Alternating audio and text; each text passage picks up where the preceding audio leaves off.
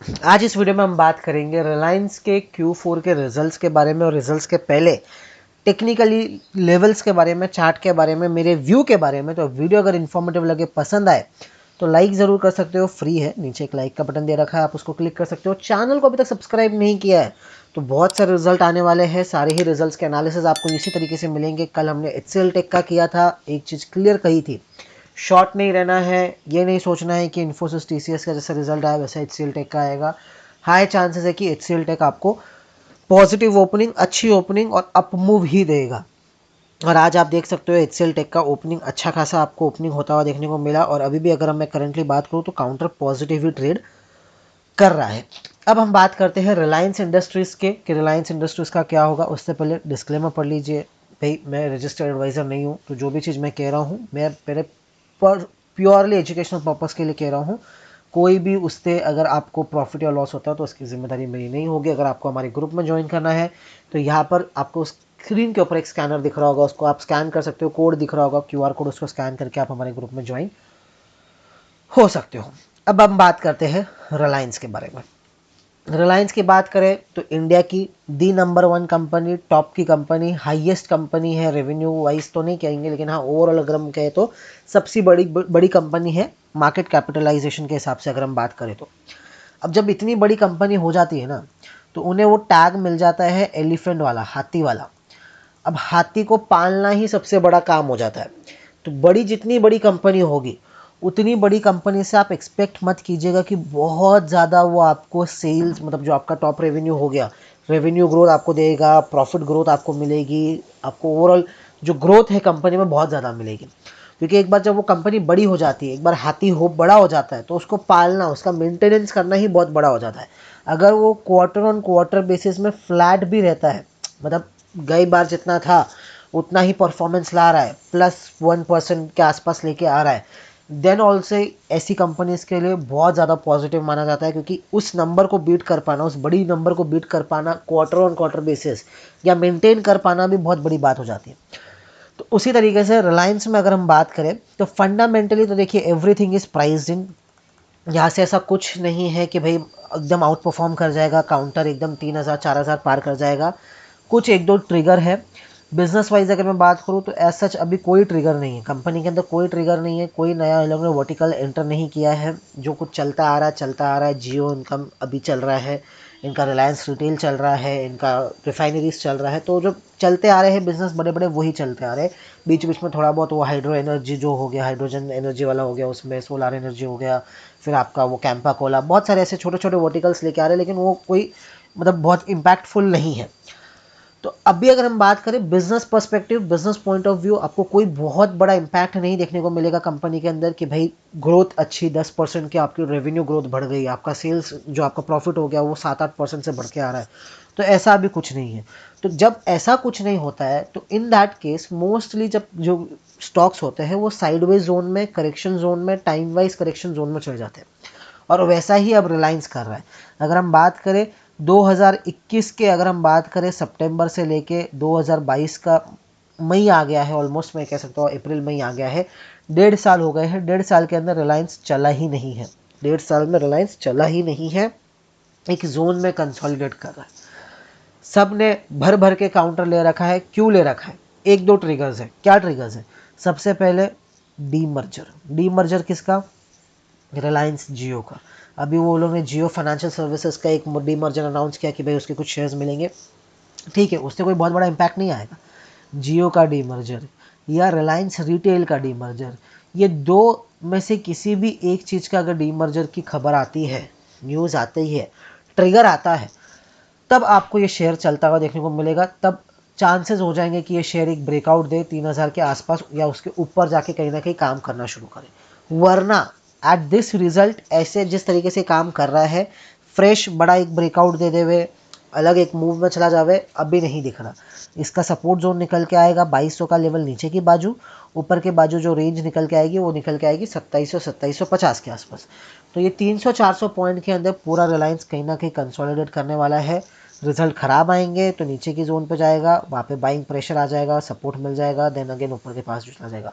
कोई बहुत बड़ा मूव एक्सपेक्टेड नहीं है रिलायंस के अंदर in coming future until and unless या तो वो कोई नया वर्टिकल ब्रेक थ्रू करे कि भाई बिजनेस के अंदर कुछ नया ही कर दिया उन्होंने। अब जैसे उनका रिटेल है, जियो है, रिफाइनरीज है, वैसा ही कोई एक और सेगमेंट ऐड हो जाए जो बड़ा आपको रेवेन्यू ला के दे रहा हो, बड़ा आपके प्रॉफिट्स में एडिशन कर रहा हो, तब तक के लिए तो कुछ इसमें होना जानी नहीं है। जो हो गया हो गया। अब हाथी को खाली पालना है, हाथी को बड़ा कर लिया है, सब कुछ कर लिया है, पूरा उसका जूस निकाल लिया है।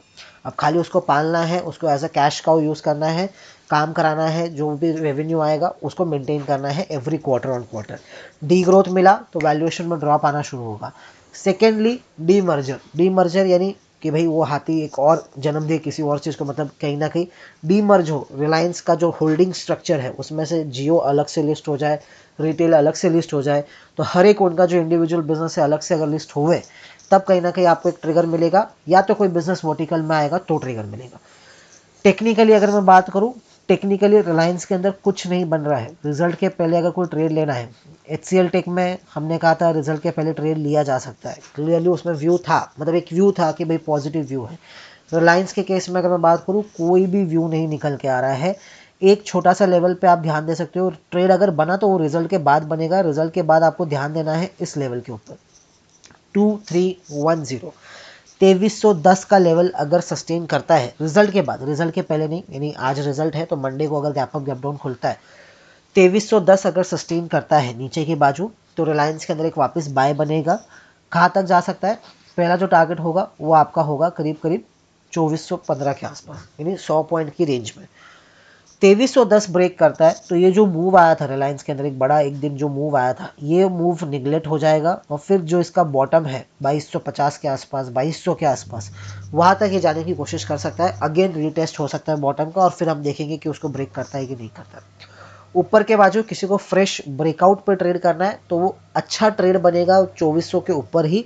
इनफैक्ट 2450 2430 का अगर पार करता है, जो 200 डे मूविंग एवरेज की जो लाइन है, इसको अगर ये पार करता है, तो कहीं ना कहीं एक आपको एक अच्छा move, positive move on the upside देखने को मिलेगा। उससे पहले कोई भी पॉजिटिव मूव अपसाइड नहीं देखने को मिलेगा। गैप अप खुला मंडे के दिन तो तुरंत बाय नहीं करना है, देखते हैं एक दो दिन अगर यहाँ पे कंसोलिडेट करे, 2400 2430 के रेंज में कंसोलिडेट करे एक दो दिन, फिर एक ब्रेकआउट मिले तो उस ब्रेकआउट को ट्रेड कीजिएगा। गैप डाउन खुला 2300 के आसपास सपोर्ट लेता है, तब आप बाय कर सकते हो। 2300 ब्रेक करता है तो 2250 2200 के लिए किसी को छोटा स्टॉप लॉस के साथ छोटे टारगेट के लिए काम करना तो वो कर सकता है। ओवरऑल कोई व्यू नहीं है रिजल्ट के पहले, और मोस्टली मुझे तो नहीं लग रहा है कि रिजल्ट के बाद ये 2% भी ऊपर या 2% भी नीचे जाएगा। मेरे ख्याल से ये फ्लैट ही रहना चाहिए अनटिल एंड अनलेस कोई उन लोग न्यूज़ दे देवे, कोई उन लोग बोर्ड मीटिंग के अंदर ऐसा कुछ डिस्कस कर लेवे कि भाई हम प्लान कर रहे हैं जियो का डीमर्जर, रिटेल का डीमर्जर वर्ड अगर यूज़ हो गया बोर्ड मीटिंग के अंदर और वो छप गया रिजल्ट के ऊपर, तो फिर कहीं ना कहीं आपको मंडे को एक बड़ा गैप अप गैप डाउन देखने को मिलेगा। वरना मुझे नहीं लगता कि 2% ज़्यादा का मूव आपको रिलायंस में देखने को मिलेगा, क्योंकि आईटी कंपनी के रिजल्ट्स अलग होते हैं। रिलायंस ओवरऑल एक पूरा होल्डिंग स्ट्रक्चर पे काम कर रहा है, तो उस बेसिस के अंदर आप खाली रिलायंस के रिजल्ट नहीं देखोगे, आप जियो के रिजल्ट देखोगे, रिलायंस रिटेल के देखोगे, आप रिफाइनरीज के देखोगे। तो सारे रिजल्ट को जब आप कंबाइन करके देखोगे, तो उस केस के अंदर फिर आपको एक इंडिविजुअली आप रिएक्ट नहीं कर सकते। ये अगर जियो होता, खाली रिलायंस जियो होता, तो वो 4-5% रिजल्ट के ऊपर नीचे काम कर देता, क्योंकि उसका ग्रोइंग बिजनेस है। अभी भी मैं कह सकते कि पीक पे नहीं आया है, ये नहीं कह सकते कि फ्लैटनिंग आउट हो गया, लेकिन हाँ थोड़ा बहुत ग्रोइंग बिजनेस है, उसके अंदर वो अलग अलग वर्टिकल ला के रेवेन्यू को ऊपर नीचे कर सकते हैं।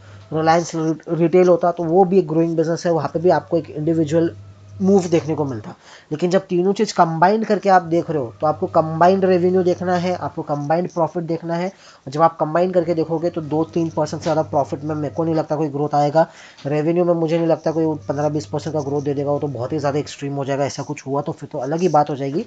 लेकिन ओवरऑल ठीक है, साइडवेज ही रहने के चांसेस है।